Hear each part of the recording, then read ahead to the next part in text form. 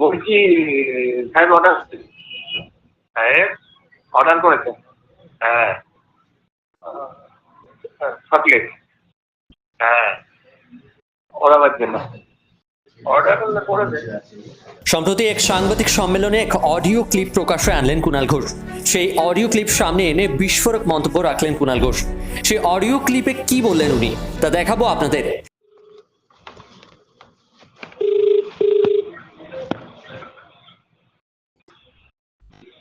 না ব্যস্ত। আচ্ছা, বলছি সাহেব অর্ডার করেছে। হ্যাঁ, চকলেট। হ্যাঁ, ওরাবার জন্য অর্ডার করেছে, কিন্তু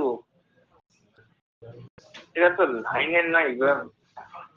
মানে সবাই সবাই প্রশ্ন করছে কারা যারা আছে আপনারা। হ্যাঁ,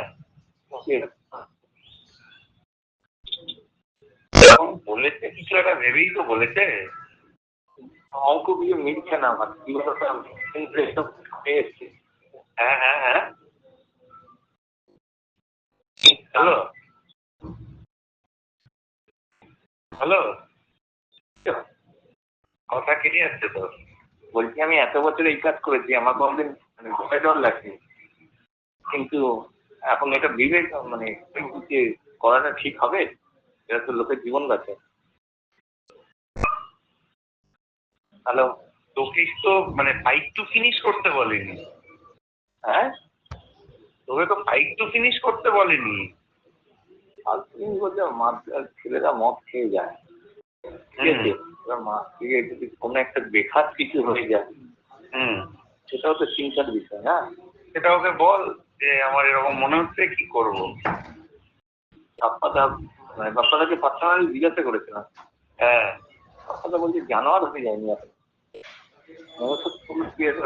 ব্যাপার আছে। হ্যাঁ, ওই ওই ওই মতো করেই কর। দাদু বলছি এই যে নবান্ন মিটিং হয়নি, ঠিক আছে, তাতে ফেরত চলে আসছে চকলেট। হ্যাঁ হ্যাঁ, ভাবলে শাসক মাঠটা মেরেছে।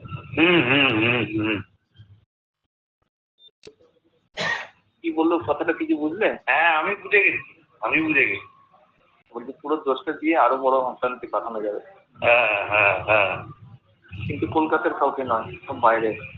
আচ্ছা, ঠিক আছে, দেখছি। ওরা তো এখনো ওখান থেকে প্রেস কনফারেন্স করছে, আমরা টিভি দেখছি কন্টিনিউ। কি করবো, মাথা মাথা ফাটানোটা ঠিক হবে?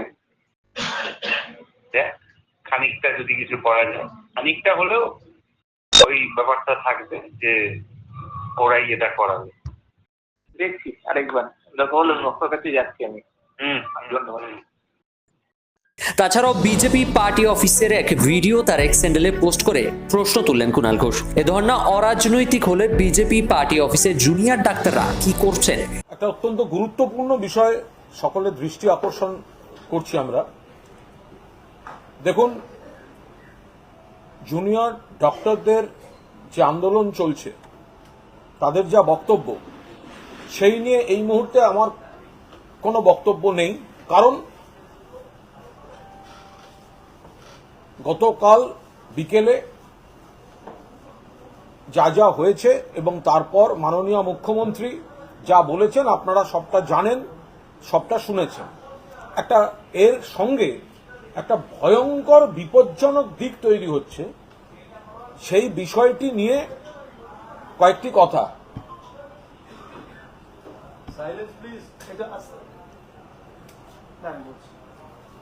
সেই বিষয়টা নিয়ে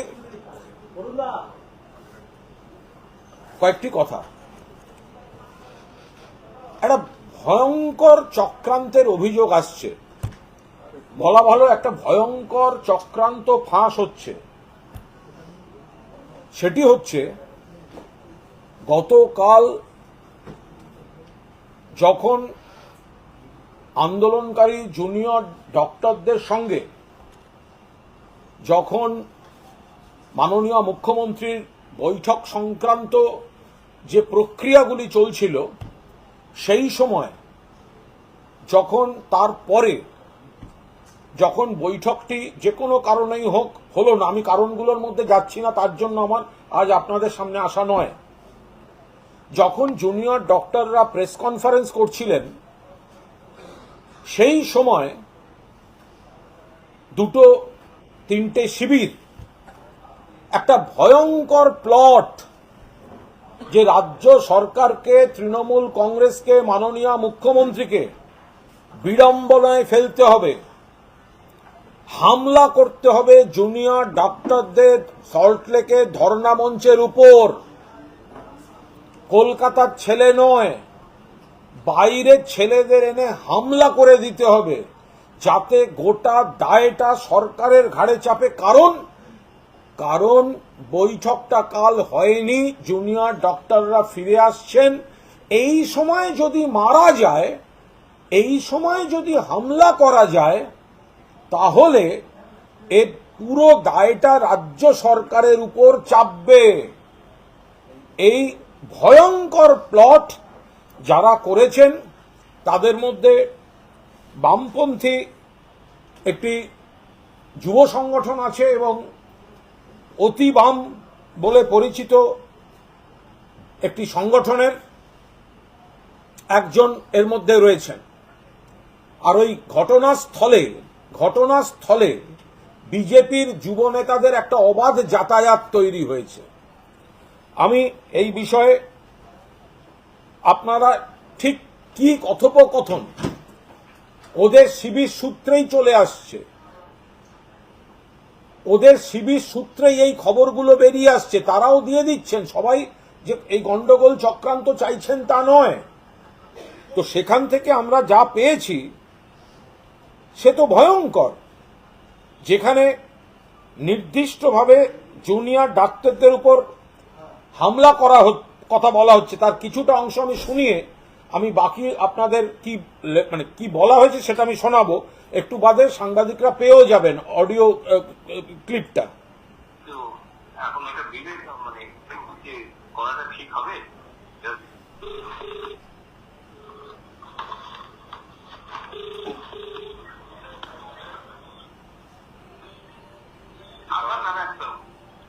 আচ্ছা, বলছি স্যার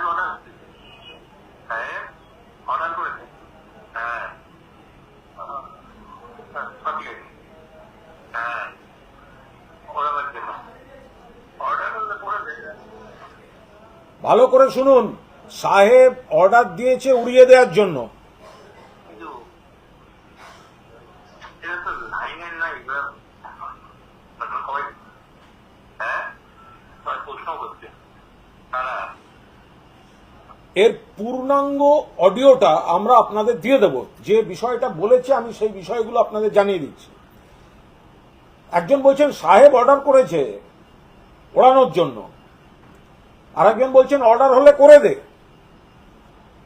ওপাশ থেকে সবাই প্রশ্ন করছে, যারা পার্টনাররা আছে। অন্যজন বলছেন যখন বলেছে কিছু একটা ভেবেই তো বলেছে।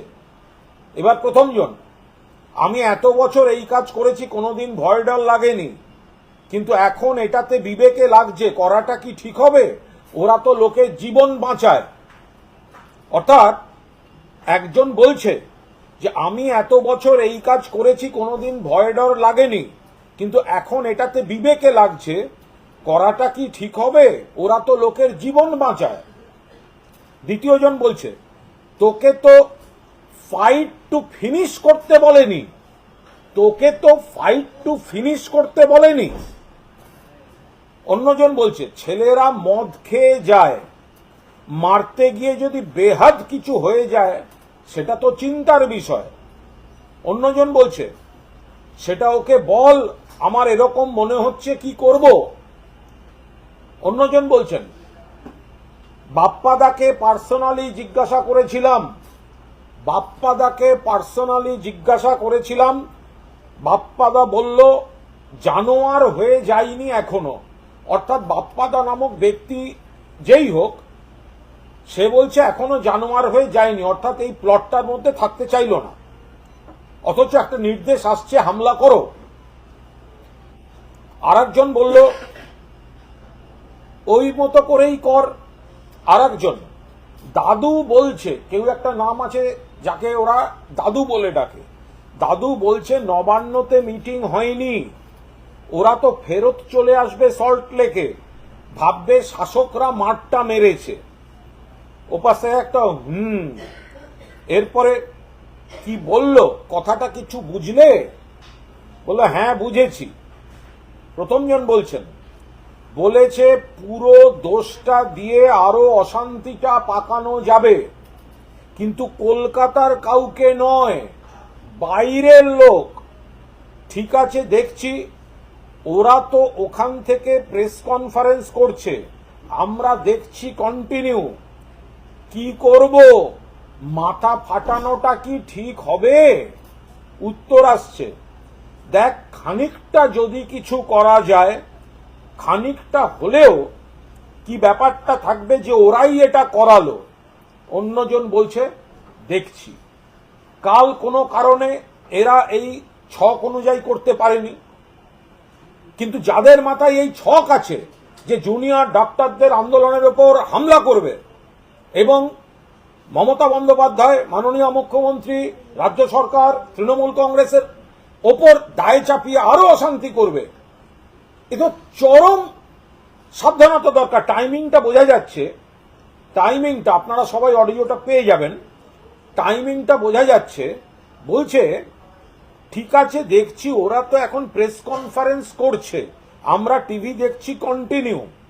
অর্থাৎ নবান্নে বৈঠক হয়নি, প্রেসে জুনিয়র ডাক্তারদের প্রতিনিধিরা কিছু বলছেন, সেই সময়েই এই কথোপকথনটা হয়েছে, যেটা আমরা ওদের সূত্র থেকেই পাচ্ছি।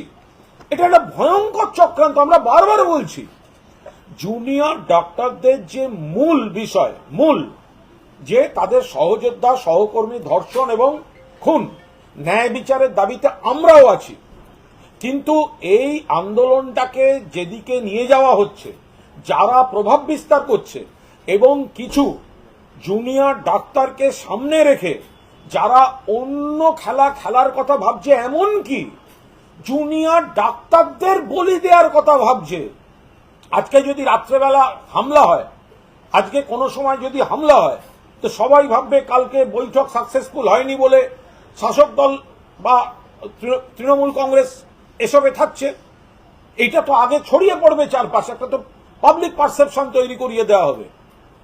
আমরা পুলিশ প্রশাসনকে অনুরোধ করব, জুনিয়র ডক্টরদের তাদের আন্দোলন এবং আন্দোলনের সঙ্গে সরকারের কি কথোপকথন, তার মধ্যে আমি এই সময়টায় যাচ্ছি না, সেটা অন্য পার্ট।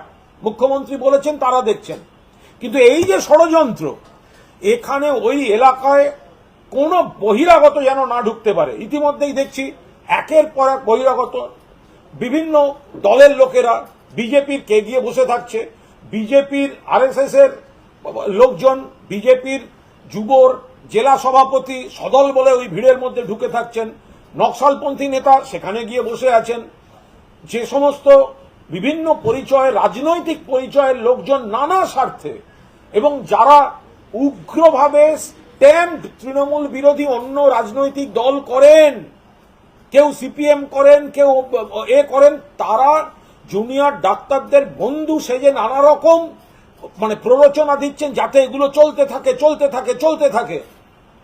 ফলে এর মধ্যে যে ভয়ঙ্কর বিষয়টা আমাদের সামনে চলে এসেছে, যে জুনিয়র ডক্টরদের ওপর কাল রাত থেকেই একটা হামলার চক্রান্ত চলছে, যাতে পরিস্থিতিটা আরো জটিল করে দেয়া যায়, যাতে মাননীয় মুখ্যমন্ত্রী, পশ্চিমবঙ্গ সরকার এবং তৃণমূল কংগ্রেসের উপর দায় চাপিয়ে দিয়ে শকুনের রাজনীতি করা যায়। বলছে কলকাতার ছেলে আনবেন না, বাইরে থেকে ছেলে আনো। একজন বলছে এসব কাজ অনেক করেছি, এবার একটু বিবেকে লাগছে, ওরা তো আমাদের জীবন বাঁচায়, ওদের মারবো। একজন বলছে মাথা ফাটানো অবধি যেতে পারে, ফাইট টু ফিনিশ নয়। একজন বলছেন মদ খেয়ে মারবে, কি করে বসবে কি বুঝবো। যে এত বড় একটা ভয়ঙ্কর প্লট, আমরা এটা সকলকে সতর্ক থাকার, সচেতন থাকার অনুরোধ জানাচ্ছি। এবং জুনিয়র ডক্টররা যারা আমাদেরই ঘরের ছেলে মেয়ে, তাদেরকে মুখ্যমন্ত্রী যেমন হাত জোড় করে কাজে ফেরার অনুরোধ করেছেন, আমি তার নতুন করে পুনরাবৃত্তি করব না। আমি শুধু তাদের এটা বলবো যে এই প্লটগুলো তাদের ঘিরে তৈরি হচ্ছে, তাদের সামনে কিছু মুখোশ ঘুরছে, মুখোশ যারা আপনাদের উত্তেজিত করছে, বিপথে চালাচ্ছে, মুখোশ ঘুরছে। আর সেই মুখোশের আড়াল থেকে ফোনে ফোনে কথা হচ্ছে ওদের মারলে আমাদের রাজনৈতিক লাভ, কারণ তৃণমূল ভিলেন হবে। ফলে দয়া করে আপনারা এই গোটা পরিস্থিতিটা অনুধাবন করুন। পুলিশ নিশ্চয়ই এর যথাযথ তদন্ত শুরু করে দিয়েছে এবং আমাদের অনুরোধ থাকবে এই গোটা জায়গাটায় কোনো বহিরাগত কোনোভাবে যেন ওখানে না ঢুকতে পারে। খাবারের সঙ্গে কে কি দেবে তার দায় কে নেবে? ওখানে এক একটা রাজনৈতিক দলের কেউ কেউ গিয়ে নানা রকম সব জিনিস দিচ্ছেন, কে সেগুলো পরীক্ষা নিরীক্ষা করবে? যা হবে তা এখন সরকারের দায়। ফেসবুক আছে, টুইটার আছে, যা হবে আগে সরকারের দায়। ফলে চূড়ান্ত সতর্কতার ব্যবস্থা হোক, বহিরাগতদের হাত থেকে, বহিরাগতদের দিয়ে, বহিরাগতদের প্রবেশ গোটা এলাকাটায় বন্ধ করে দেওয়া হোক। কারণ জুনিয়র ডক্টরদের উপর আক্রমণ করে তৃণমূল কংগ্রেসকে কিভাবে, এই সরকারকে আরো অস্বস্তিতে ফেলা যায়, মেলাইন করা যায়, কুৎসা করা যায়, তার একটা ভয়ঙ্কর চক্রান্ত এখানে বামেদের একটি সংগঠন আর অতি বামের একটি সংগঠন, তাদের মধ্যে কথা চলছে, তাদের মধ্যে থেকেই বেরিয়ে আসছে। কখনো জুনিয়র ডাক্তারদের একাংশকে দেখা যাচ্ছে বিজেপি অফিসের মধ্যে বসে আছেন, কখনো বিজেপির লোকদের দেখা যাচ্ছে তাদের ওখানে গিয়ে খাবার দাবার ইত্যাদি বিলি করছেন। আর খারাপ কিছু হলে সেগুলো সমস্ত দায় গিয়ে পড়বে মুখ্যমন্ত্রী, জবাব দাও, দাবি এক, দফা এক। আর এসব হবে না। কপাল ভালো, ঈশ্বরের আশীর্বাদ যে গতকাল যখন এই ঘটনায় কথোপকথন হামলার হয়েছে তারপরেই কিছু ঘটনা এরা ঘটাতে পারেনি। তার মানে এই শক্তিটা ওত পেতে বসে আছে, একটা সুযোগ খুঁজছে, একটা সুযোগ খুঁজছে, সাপদের মতো বসে আছে, কালনাগিনীর মতো বসে আছে। এরা সুযোগ খুঁজছে। জুনিয়র ডাক্তাররা ভাবছেন আমাদের বন্ধু, কিন্তু জুনিয়র ডাক্তাররা আহত হলে, জুনিয়র ডাক্তারদের মাথা ফাটলে, জুনিয়র ডাক্তারের উপর আক্রমণ হলে সেই ছবিটা দেখিয়ে তৃণমূল বিরোধী রাজনীতি করার জন্য এরা জুনিয়র ডাক্তারদের রক্ত দেখতে চাইছে। ফলে দয়া করে আপনারা এই বিষয়ে সতর্ক থাকুন এবং ওই এলাকায় বহিরাগত প্রবেশ এবং বহিরাগতদের হাত দিয়ে কোন রকম জিনিসপত্র আমরা অনুরোধ করব পুলিশ প্রশাসন বন্ধ করে দিন। অডিওটা আমি নিশ্চিতভাবে আরেকবার শোনাবো। আমি চেষ্টা করছি আপনাদের যাতে আপনাদের কাছেও পৌঁছে যায়। আমি আমি আমি এটা আমার টুইটার এবং ফেসবুকে পোস্ট করে দিলাম। যদি ওখান থেকে সব অফিসগুলি নিয়ে নিতে পারে ভালো, আমি আরেকবার শুনিয়ে দিচ্ছি। কারণ এই অডিওটায় পরিষ্কার যা যা শোনা যাচ্ছে সেগুলি থেকেই বোঝা যাচ্ছে এই প্ল্যানটা হচ্ছে ডাক্তারদের উপর আক্রমণ করে। দেখুন, জুনিয়র ডাক্তারদের কিছু দাবি আছে, তাদের কিছু বক্তব্য আছে।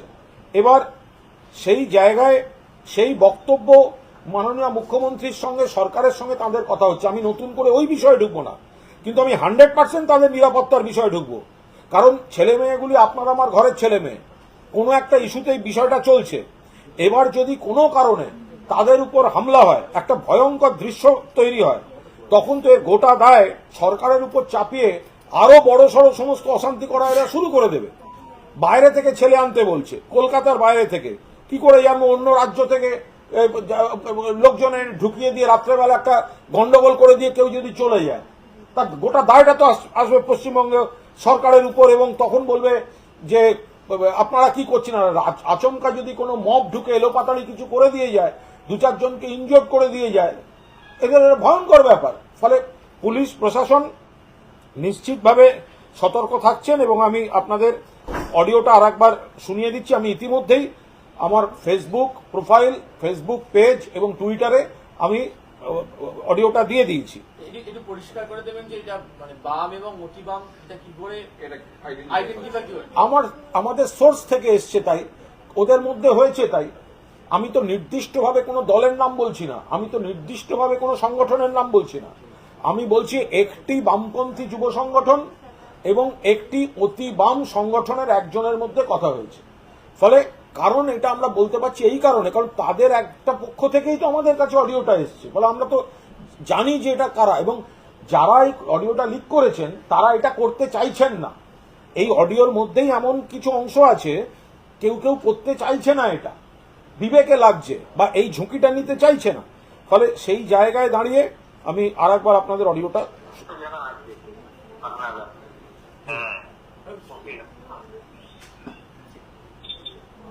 যখন বলেছে বিষয়টা ভেবেই তো বলেছে, অঙ্ক দিয়ে মিলছে না আমার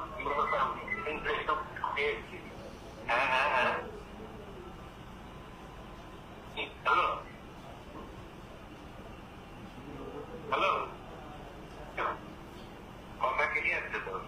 বলছি আমি এত বছর এই কাজ করেছি, আমার কমপ্লেন ডর লাগছে, কিন্তু এখন একটা বিবেক মানে করাটা ঠিক হবে, লোকের জীবন বাঁচে। দেখুন, বলছে আমি এত বছর এসব করেছি, কিন্তু এখন কি এটা করা ঠিক হবে? এরা তো লোকের জীবন বাঁচায়। ফলে এই অডিওটা এখান থেকে ধরে শোনাতে অসুবিধা হচ্ছে বা আপনাদের কাছে স্পষ্ট শোনা যাচ্ছে না। আমি সেই কারণে অডিওটা দিয়ে দিয়েছি, যদি আপনাদের মনে হয় সেই জায়গা থেকে, সেক্ষেত্রে আপনাদের স্পষ্টভাবে জিনিসটা শোনা যাবে। কারণ এটা একটা ভয়ঙ্কর খেলা, ভয়ঙ্কর অভিযোগ।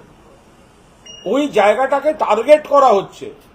কেউ হয়তো তার সহযোদ্ধার প্রতি ন্যায় বিচার চেয়ে মন থেকে বসে আছেন, কেউ হয়তো তার সঙ্গে একটু রাজনীতি মিশিয়ে ভাবছেন, কিন্তু তার মানে এই নয় যে তাদের উপর হামলা চালিয়ে তাদের রক্তাক্ত করে তৃণমূল বিরোধী রাজনীতি করার ছবি তৈরি করা হবে।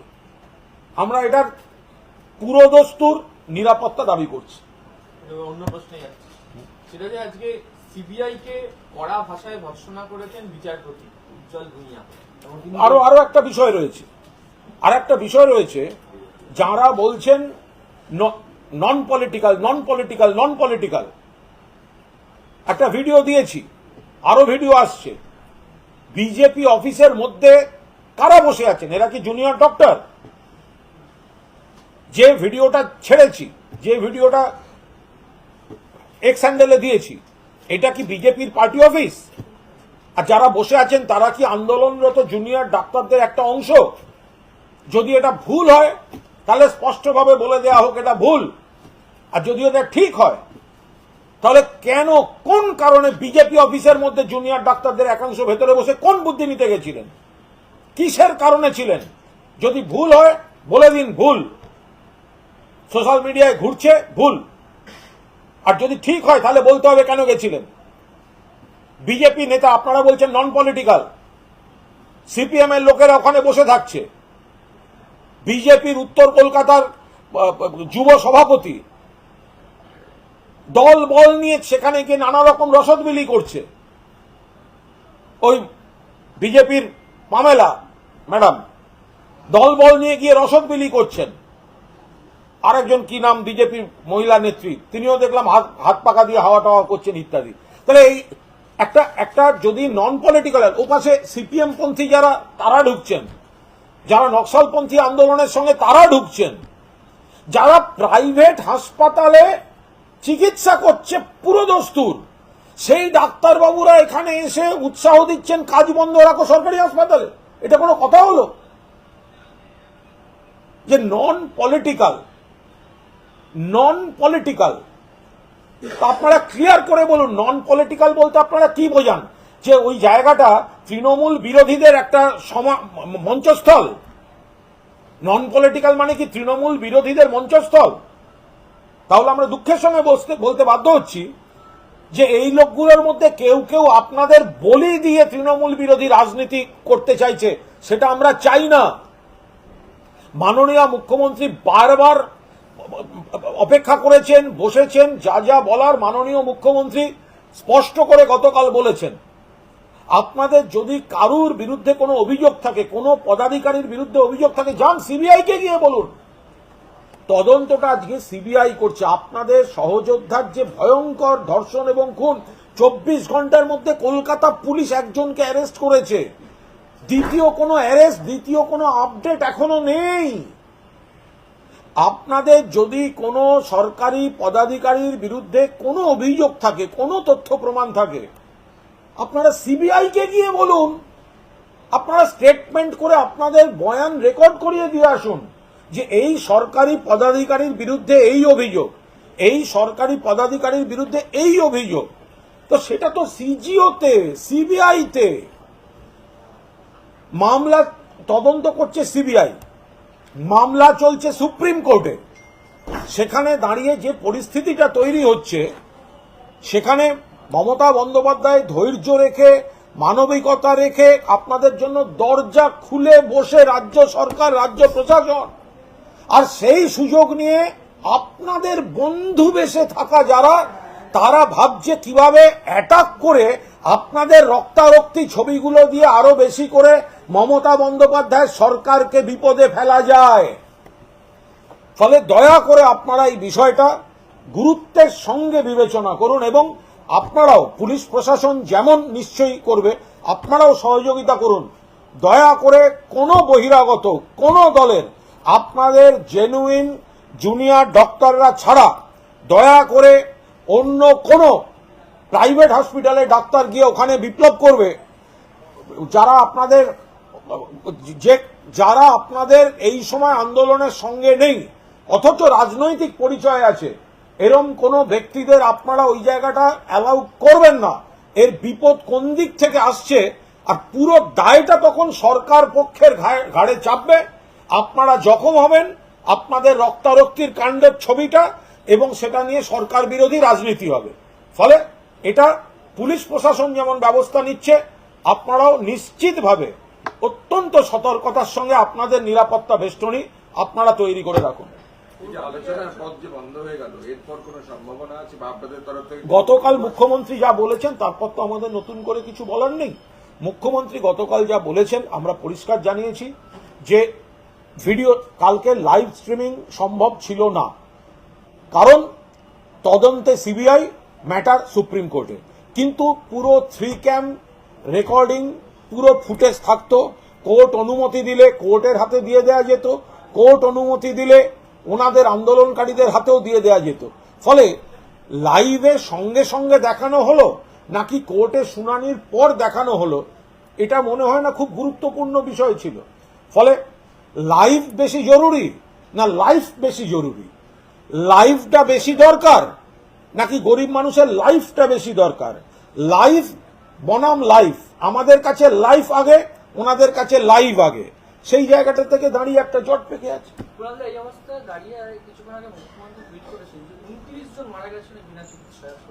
আজকেও মৃত্যুর খবর এসছে, 29 জন মারা গেছেন। এবং মুখ্যমন্ত্রী বারবার যেটা বলছেন, আন্দোলনকারীদের আবেগ সেটা দেখা যেমন তার কর্তব্য, তেমনি যারা চিকিৎসা পাচ্ছেন না, যারা যে পরিবারগুলো চিকিৎসা না পেয়ে তাদের পারিবারিক সদস্যকে হারাচ্ছেন, তাদের দায়িত্বটাও কিন্তু মুখ্যমন্ত্রীর, তাদের দায়িত্বটাও কিন্তু মুখ্যমন্ত্রীর। একজনের মা চোখের সামনে দেখছে রক্ত বেরোচ্ছে, ছেলে সাদা হয়ে যাচ্ছে এবং মারা যাচ্ছে, পরে হসপিটালকে চাপ দিয়ে বলানো হচ্ছে নানা ট্রিটমেন্ট হচ্ছিল। আপনি যদি একজনের মায়ের কথাটা আপনার কাছে ধ্রুব সত্য হয়, তাহলে আর একজনের মায়ের কথাটা আপনারা বিশ্বাস করবেন না কেন? আপনারা কি সিলেক্টিভ প্যারেন্টস এর উপর চলছেন নাকি? সিলেক্টিভ প্যারেন্টস দিয়ে ন্যারেটিভ তৈরি হবে নাকি? যদি ওই মায়ের বুক ফাটা কান্না, যা যা অভিযোগ আছে শুনতে হয়, তাহলে এই মায়ের বুক ফাটা কান্না, যাকে চোখের সামনে ছেলেকে মারা যেতে দেখছে, শুনতে হবে। আমরা আবার বলছি, নির্যাতিতা তিলোত্তমা বলুন, অভয়া বলুন, যে মারা গেছে, ধর্ষিতা হয়েছে, 24 ঘন্টার মধ্যে অ্যারেস্টটা কিন্তু কলকাতা পুলিশই করেছে। তারপরে 3-4 দিনের মধ্যে সিবিআই এর হাতে চলে গেল। এবার সিবিআই এর হাতে চলে যাওয়ার পর এখন তো সিবিআই এর হাতে গোটা জিনিসটা। আপনাদের যা যা বক্তব্য, যা যা অভিযোগ আপনারা সিবিআই কে বলুন, কিন্তু তার জন্য কাজ বন্ধ রাখলে গরিব মানুষ, সরকারি হাসপাতালে যারা যায় তারা গরিব মানুষ, প্রাইভেট হসপিটাল খোলা, প্রাইভেট চেম্বারগুলো খোলা, শুধু সরকারি হসপিটালগুলো ডিস্টার্ব করে রাখা হয়েছে। ছবি দিচ্ছেন কেউ কেউ, আজকে ওখানে ভিড় রোগীদের, আরে ভিড়টা দেখাচ্ছেন, কতক্ষণ দাঁড়িয়ে থাকতে হচ্ছে, হয়রান হতে হচ্ছে, এবং তারপরে অর্ধেকের চিকিৎসা হচ্ছে না, আবার একটা ডেট হচ্ছে, সেটা দেখুন। যখন এই পরিস্থিতি চলছে, তার মধ্যে আবার এই জুনিয়র ডাক্তারদের উপর আক্রমণ করে এই সব করার একটা তাল করছে আরো কয়েকজন। সিপিএম লালবাজার অভিযানে 9 ফুট উঁচু করে লোহার গার্ডরেল দিয়ে মিছিল আটকালো। সিপিএম কোথায় ছিল লালবাজার অভিযান? সিপিএম একটা নির্লজ্জ বেহায়া পার্টি। ওই লালবাজারে সিপিএম যেখানে দাঁড়িয়েছিল, কে কে ছিল? সিপিএম এর কোন কোন নেতা ছিল? বিমান বসু, মোহাম্মদ সেলিম। যে জায়গাটা দাঁড়িয়েছিলেন, ডান দিকে এভাবে তাকালে রশিদের বাড়ি রশিদ খান, বাঁদিকে তাকালে রশিদের বাড়ি রশিদ খান। যে জায়গাটা সিপিএম এর নেতারা দাঁড়িয়েছিলেন লালবাজারে, ওখানে আরডিএক্স বোঝাই বাড়ি বিস্ফোরণ, রশিদ খান সাট্টাডন 100-র উপর হতাহত হয়েছিল এই সিপিএম এর জন্য। সামনে লালবাজার, সিপি রেজিগনেশন করেননি, সামনে মহাকরণ, জ্যোতি বসু পদত্যাগ করেননি। কোন লজ্জায় বিমান বসুর আজকে ওইখানে গিয়েছেন? কোন দাবিতে গিয়েছেন? যেদিন ওই লালবাজারে যে জায়গাটায় বিমানবাবু দাঁড়িয়েছিলেন, বিমানবাবু আজকে আপনি যেখানে দাঁড়িয়েছিলেন, আপনার ছায়াটাও রশিদ খানের বাড়ির উপর পড়েছে। মোহাম্মদ সেলিম, আপনি যেখানে দাঁড়িয়েছিলেন, আপনার ছায়াটাও রশিদ খানের বাড়ির উপর পড়েছে। কমরেডরা, আপনারা যেখানে দাঁড়িয়েছিলেন, সেখান থেকেই আমাদের একটা সময় সারি সারি মৃতদেহ, রক্তাক্ত ছিন্ন বিচ্ছিন্ন হাত, ধর একদিকে, মুন্ডু একদিকে বের করা হয়েছিল। আপনাদের 6 জন নেতা নেত্রীকে আপনারা রশিদ খানের সঙ্গে সংযোগের জন্য আপনারা সাসপেন্ড করেছিলেন, কিন্তু পুলিশকে একজনকেও অ্যারেস্ট করতে দেননি। আপনাদের হাত দিয়ে সিপি, নগরপালের সাসপেনশন, রেজিগনেশন কোনোটাই হয়নি। সিপিএম সুযোগ সন্ধানী শকুনের রাজনীতি নাটক করতে গেছে। ওই জায়গায় দাঁড়িয়ে সিপিএম বিমান বসুদের উচিত ছিল আগে মাথা নিচু করে দাঁড়িয়ে রশিদ কেলেঙ্কারির জন্য ক্ষমা প্রার্থনা করা। আর ওই স্পটে রশিদ খানের বাড়িতে যতগুলো লোক বিস্ফোরণে মারা গেছে, তাদের জন্য নীরবতা পালন করা উচিত ছিল বিমান বসুদের। সঞ্জয় রায়ের নার্কো টেস্টের আবেদন বাতিল হয়েছে, আইনের ব্যাপার কোনো কথা বলবো না। বলছি, কাজরাপাড়ায় যেখানে প্রতিবাদ কর্মীরা আক্রান্ত হয়েছিলেন, আজকে সেখানে শুভেন্দু অধিকারী মিছিল করছেন, এবং যে সমস্ত এলাকায় আক্রান্ত হচ্ছেন সেখানে মিছিল করছেন।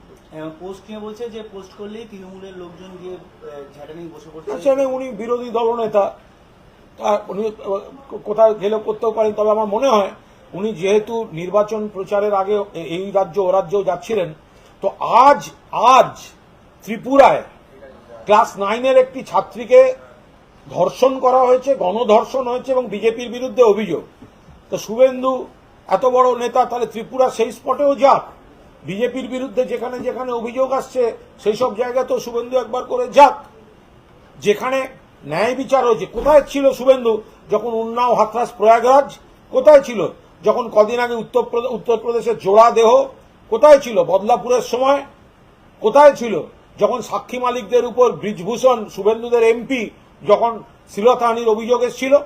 আজকে রাস্তায় নাটক হচ্ছে। একজন অ্যারেস্ট হয়েছে আরজিকর কাণ্ডে, সেটা ধর্ষণ খুনের মামলায় অ্যারেস্টটা করেছে কলকাতা পুলিশ। শুভেন্দু যাক না, সিবিআই অফিসে যাক না, কেন এখনো বাকি অ্যারেস্ট হচ্ছে না? শুভেন্দু ঘাটে একটা এক্সটেন্ডেড ট্যুরে করেছে যে সরকারি অ্যাম্বুলেন্সে কুকুরকে নিয়ে যাওয়া হচ্ছে চিকিৎসার জন্য। তৃণমূল নেতার, হ্যাঁ, তারা দুজনেই, সেটা হচ্ছে ডায়মন্ড হারবার লোকসভা কেন্দ্রের মধ্যে। বলতে পারবো না, কারণ দেখুন এই কুকুর ব্যাপারটা খুব একটা জটিল বিষয়। কুকুর ব্যাপারটা নানা রকম রূপ আছে।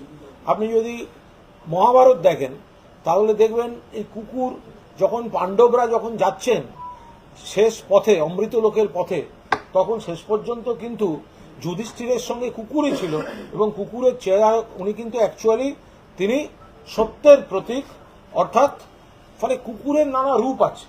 তো এখন যারা কুকুর ভালোবাসে, যারা কুকুর পরিচর্যা করে, কোন এলাকায় সেই কুকুর এলাকা পাহারা দেয় কিনা, হঠাৎ কোনো কুকুর অসুস্থ হয়েছে, কোনোভাবে তাকে নিয়ে গেছে, এবং দেখলে মনে হচ্ছে অ্যাম্বুলেন্সে নিয়ে গেছে, তাহলে সেটা বিতর্কিত বা খারাপ। কিন্তু সেই সময় কোনো রোগীকে বঞ্চিত করা হয়েছিল কিনা, বা সেই এলাকাটার বা সেই কুকুরটার, মানে এগুলো না দেখে হঠাৎ করা উচিত। আজকে অরবিন্দ কেজরিওয়ালকে জামিন দেওয়া হচ্ছে, সেখানে সিবিআই কে তিরস্কার করছে সুপ্রিম কোর্ট, বলছে আপনাদের সম্পর্কে আমার ধারণা তৈরি হয়েছে যে আপনারা খাঁচায় বন্দি তোতা পাখি, এই ধারণা থেকে আপনাদের মুক্ত হতে হবে। সিবিআই সম্পর্কে সুপ্রিম কোর্ট যদি বলেন যে আমাদের ধারণা আপনারা খাঁচায় বন্দি তোতা পাখি, এবং সিবিআইকেই প্রমাণ করতে হবে যে তারা তোতা নয়, তো এর থেকে বড় বিশ্লেষণ এবং মূল্যায়ন সর্বোচ্চ আদালত যা করেছে, তো এগুলো তো তৃণমূল কংগ্রেস, সর্বভারতীয় তৃণমূল কংগ্রেস যে মূল্যায়নের কথা জানিয়েছে তার সঙ্গে হুবহু মিলছে। তাহলে সিবিআইকেই প্রমাণ করতে হবে তারা নিরপেক্ষ কি নিরপেক্ষ নয়। মানে মূলত একের পর এক বাকিপুর, শঙ্কর আড্ডা, বিশ্বজিৎ দাস, মানিক ভট্টের অরবিন্দ কেজরিওয়ালের জামিন, এটা প্রতিহিংসাপরায়ণ গ্রেফতার ছিল, প্রতিহিংসাপরায়ণ গ্রেফতার ছিল। আইনি প্রসেসে যদি অ্যারেস্ট একটা পদ্ধতি হয় তাহলে জামিনও একটা পদ্ধতি। বলছি বাকিপুর, শঙ্কর আড্ডা, বিশ্বজিৎ দাস, মানিক ভট্ট পরপর সুকনম সবাই একের পর জামিন পাচ্ছে, যেগুলো চার্জশিটে বলেছিল তাহলে কি সেগুলো প্রমাণ করতে ব্যর্থ হচ্ছে? বলতে পারবো না। জামিন পাচ্ছে তার মানে তো জামিনের আবেদন যারা করছেন আদালতের কাছে দুপক্ষের শুনানির পর, অর্থাৎ তাদের শুনানির পর এবং সিবিআই বা ইডির শুনানির পর তাদের জামিনের আবেদনকে মান্যতা দেওয়ার যুক্তিগুলোই আদালতের কাছে প্রতিষ্ঠিত হয়েছে, তাই জামিন দিয়েছেন। আরজিকর কাণ্ডে ওই সন্দীপের শালিকার বাড়ি থেকে উত্তর পরীক্ষার উত্তরপত্র, অন্যান্য নথিপত্র উদ্ধার করেছে। বলতে পারবো না, এটা সন্দীপ বাবু আর ওনার শালী বলতে পারবেন। আর কিছু আর বলছি এই যে গতকাল যে বইটা ভর্তি গেছে তাতে অরূপ চক্রবর্তী সহ বিভিন্ন মুখপাত্ররা বিভিন্ন পোস্ট করছেন, এবং এখন মধ্যে পোস্ট নিয়ে বিতর্ক তৈরি হয়েছে। বাংলা বলছে সিপিএম এর বিধায়কদের নিয়ে অরূপ চক্রবর্তী যে পোস্ট করেছে, এইটা কি বললেন যে একের পর এক পোস্ট তারা মূল বিষয়টা হচ্ছে যে মমতা বন্দ্যোপাধ্যায় ধৈর্য ধরে অভিভাবকের মতো জুনিয়র ডক্টরদের জন্য বসেছিলেন, এবং তারা একের পর এক যে যে দাবি দিয়েছেন সবকটা মেনেছেন। ওনাদের দাবি ছিল যে 30 জনকে নিয়ে যাব, সরকার বলেছিল 15 জন, শেষ পর্যন্ত 32-34 জনকে অ্যালাউ করেছেন, যাতে জুনিয়র ডাক্তারদের কথা বলতে অসুবিধা না হয় সেজন্য নগরপাল এবং স্বাস্থ্য সচিবকে মুখ্যমন্ত্রী বৈঠকে রাখেননি, কারণ তাদের বিরুদ্ধে এরা কিছু বক্তব্য রাখার অবকাশ ছিল বা কিছু কথা বলেছিল। তো ওদের যখন এতখানি সহযোগিতা করছেন তাহলে একটা অযৌক্তিক দাবি লাইভ স্ট্রিমিং যেখানে রেকর্ডিং হবে সেটা সুপ্রিম কোর্টকে জানিয়ে ওদের হাতেও দিয়ে দেওয়া যেতে পারে, কোর্টকেও দিয়ে দেওয়া যেতে পারে। রেকর্ডিং যেখানে পুরো থাকছে সেটাকে দিয়ে, আমি আবার বলছি, লাইভ না লাইফ, LIV নাকি LIFE, ফলে এই লাইভ আর লাইফ, মুখ্যমন্ত্রী লাইফে গুরুত্ব দিয়েছেন মানুষের জীবন বাঁচানোয়, আর জুনিয়র ডাক্তাররা লাইভে ছবি দেখানোতে গুরুত্ব দিয়েছেন। তো ফলে সেই জায়গাটা আটকে গেছে, এবং মুখ্যমন্ত্রী যে বসেছিলেন অপেক্ষা করেছেন। দেখুন দুটো ছবি ঘুরছে, তুলনামূলক ছবি। 1983 জুনিয়র ডাক্তারদের আন্দোলন, মুখ্যমন্ত্রী জ্যোতি বসু পুলিশকে নির্দেশ দিলেন পিটিয়ে তুলে দাও, ডাক্তারদের ওপর বেধড়ক লাঠি চলল, ধর্ণা উঠে গেল। আর পাশাপাশি এই ছবিটা ডাক্তারবাবুদের যথেষ্ট দাবি মেনে নিয়ে মুখ্যমন্ত্রী চেয়ার সাজিয়ে বসে আছেন যে আসুন আমরা কথা বলে মেটাবো। তো এই দুটো ছবি তো তফাৎ করে দেয় যে কোন সরকারটা জনমুখী, দরদি, অভিভাবকের মতো। আপনি একটা চিকিৎসকের পাশে থাকার কথা বলছেন, বাড়তে দিচ্ছেন, অন্যদিকে কল্যাণ বন্দ্যোপাধ্যায় তিনি মিছিল করছেন, বলছেন খুনি চিকিৎসকদের শাস্তি চাই। এই যে খুনি চিকিৎসক, এইটা নিয়েও তো একটা বিড়ম্বনা করতে হবে, কেন খুনি চিকিৎসক বলছেন কল্যাণ মিছিল থেকে?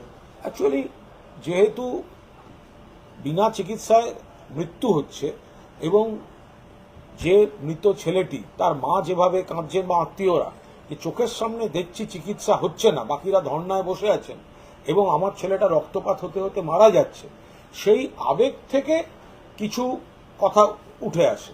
তা আপনি ধরুন না, যারা নাকি নিরপেক্ষ, অরাজনৈতিক এইসব কথাবার্তা বলছে, তাদের ধর্নায় যেসব স্লোগানগুলো হচ্ছে, সেই স্লোগানগুলো কি একদম পাক্কা অমুক দল বা পাক্কা অমুক শিবিরের না হলে সেই স্লোগানগুলো হয়? ফলে এই ধরনের শব্দ বিচার করতে হলে ওই ধরনের স্লোগানকেও বিচার করতে হবে।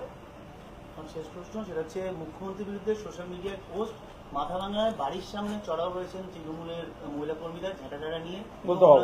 বলতে পারবো না। মুখ্যমন্ত্রীকে কেউ যদি কুৎসা ব্যক্তিগত আক্রমণ করে থাকেন তাহলে তো সেটা উচিত নয়।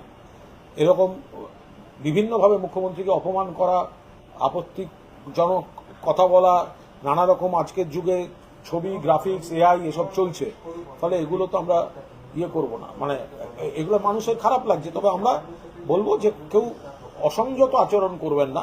এটা গণতান্ত্রিক রাজ্য, তবে গণতন্ত্রের নামে যা ইচ্ছা করবেন আমাদের নেত্রীকে, সেটাও তো হতে পারে না। প্ররোচনা দেবেন না, আর আমরাও আমাদের কর্মীদের বলবো প্ররোচনায় পা দেবেন না। আর এইমাত্র চিকিৎসকরা জানিয়েছে যে 7,500 জুনিয়র চিকিৎসক যদি বর্ষবিধির স্বাস্থ্য ব্যবস্থা ভেঙে যায়, তাহলে রাজ্যের স্বাস্থ্য ব্যবস্থার পরিস্থিতি কি সবাই দেখুন, কি অবস্থা হবে? ওনাদের কণ্ঠে ক্রমশ বিরোধীদের কথা প্রতিধ্বনিত হচ্ছে। ফলে এগুলো আমরা এক্ষুনি উত্তর দিতে চাই না। আমরা প্রত্যেকটা যা ওনাদের যুক্তি আসছে, প্রত্যেকটার উত্তর আমাদের কাছে আছে। আমরা সেই উত্তর এই মুহূর্তে দিতে চাই না, কিন্তু আমাদের সৌজন্যকে দয়া করে কেউ দুর্বলতা ভাববেন না। আমরা কোনো উত্তর দিতে চাইছি না, কোনো তর্কাতর্কি চাইছি না, কোনো চাইছি না। আজকে যারা রাষ্ট্রপতি মহোদয়কে চিঠি দিয়েছেন, তার মানে তো তারা সুপ্রিম কোর্টের ওপরেও ভরসা রাখলেন না। যারা রাষ্ট্রপতিকে চিঠি দিলেন তারা তো সুপ্রিম কোর্টের উপর, সুপ্রিম কোর্ট তো শুনছে, দেশের সর্বোচ্চ আদালত শুনছে, সামনে আবার একটা শুনানি। তার আগে যদি রাষ্ট্রপতি প্রধান মহাসচিবকে কোনো চিঠি দিয়েছেন কিনা সে তার কপি আমি এখনো পাইনি, তার মানে সুপ্রিম কোর্টের উপর আস্থা নেই এনাদের। সুপ্রিম কোর্ট বলছে আগামীকাল 5টার মধ্যে ফেরো, আপনারা ফিরলেন না। রাজ্য সরকারও কোনো ব্যবস্থা নেয়নি, মমতা বন্দ্যোপাধ্যায় কোনো ব্যবস্থা নেননি। আপনারা এখন যদি চিঠি লেখেন রাষ্ট্রপতিকে, রাষ্ট্রপতি এখনো মণিপুর ঠান্ডা করার সময় পেলেন না। রাষ্ট্রপতি এখনো মণিপুর জ্বলছে সেইটা ঠান্ডা করার সময় পেলেন না, তাকে আপনারা চিঠি লিখে ব্যতিব্যস্ত করছেন। ফলে সেই জায়গায় রাষ্ট্রপতিকে দেখতে গেলে ব্রিজভূষণ থেকে শুরু করতে হবে, বদলাপুর থেকে শুরু করতে হবে, উত্তরপ্রদেশ থেকে, উত্তরাখণ্ড থেকে। আপনি বিহারে জানেন কি হয়েছে? বিহারে আজকের খবর, বিহারে একজন চিকিৎসক তার সহযোগীদের নিয়ে একজন নার্সকে ধর্ষণ করতে গেছিলেন। সেই নার্স সেই চিকিৎসকের পুরুষাঙ্গ ব্লেড দিয়ে কেটে নিয়েছে। এবার বলুন, সেই পুরুষ তার পরিবার এবার রাষ্ট্রপতিকে বলুক কেন কেটেছে। এগুলো তো কোনো কাজের কথা হতে পারে না। বলছি, আপনার সাংবাদিক বৈঠকের পরিপ্রেক্ষিতে চিকিৎসকরা জানালেন, মানে ওখানে যারা বসে, যে আমাদের খাবার অত্যন্ত নিরাপত্তার মধ্যে দিয়ে আসছে এবং ঠিকঠাক জায়গা দিয়ে আসছেন। কুণালবাবুর জায়গায় বসতে পারেন, ওনাকে আমাদের নিরাপত্তায় চিন্তিত করতে হবে না। না, এ কথা বললে তো হবে না। আমরা বাংলার সুস্থ নাগরিক, তো ফলে ওখানে কিছু হলে তখন তো আঙুলটা উঠবে তো সরকারের দিকে। আপনারা যদি তাই হবেন, কেন আমরা চুপ করে? আপনি এই লজিকটা যদি আসে, তদন্ত কে করছে? যিনি আমাকে এই বিবৃতি দিচ্ছেন আমি তাকে জিজ্ঞাসা করছি, তদন্ত কে করছে? সিবিআই। তা আপনারা যে পদাধিকারীদের বিরুদ্ধে ব্যবস্থা চাইছেন, তাহলে সিবিআইতে না গিয়ে নবান্নে গেলেন কেন? তার মানে আপনাদের উদ্দেশ্যই হচ্ছে ঘুরিয়ে ইস্যুটা নবান্নর দিকে ঠেলা। আপনাদের যদি নগরপালের বিরুদ্ধে অভিযোগ থাকে, আপনাদের যদি স্বাস্থ্য সচিবের বিরুদ্ধে অভিযোগ থাকে, আপনাদের যদি একাধিক রাজ্য সরকারি অফিসার কারোর বিরুদ্ধে অভিযোগ থাকে, তদন্তটা কে করছে? সিবিআই। তা আপনি সিবিআইতে না গিয়ে আপনি নবান্ন যাচ্ছেন। তার মানে আপনাদের উদ্দেশ্য হচ্ছে ঘুরিয়ে রাজ্য সরকারকে টার্গেট করা। তো আমরা তো বলবোই, কারণ আপনাদের ওখানে কোনো ঘটনা ঘটলে তার দায় তো তখন রাজ্য সরকারের উপর চাপবে। আপনারা তো ঘুরিয়ে রাজ্য সরকারকে চাপাবেন। ফলে আপনাদের জন্য আমরা এখন এই মুহূর্ত থেকে এতটাই চিন্তিত, আপনাদের বাড়ির লোক এখন অত চিন্তিত নয়, কারণ এর ঝামেলাটা আমাদের সামলাতে হবে।